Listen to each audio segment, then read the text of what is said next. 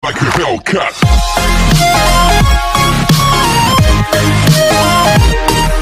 Assalamualaikum warahmatullahi wabarakatuh. Perkenalkan, nami kula Irfan Valentino, kula sekolah ten SMPN 29, nomor absen 16. Kula badhe njelasake layang kitir. Layang kitir isine cekak, ringkes, lan ditulis ing dluwang, lan kudu ditengeri. Layang kitir niki kaya dene memorandum utawa kanggo pangeling-eling. Layang kitir niki katulis ana ing dluwang, bisa awujud lembaran kertas cilik.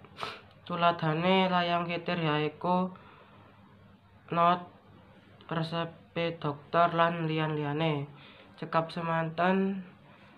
Matur suwun. Assalamualaikum warahmatullahi wabarakatuh.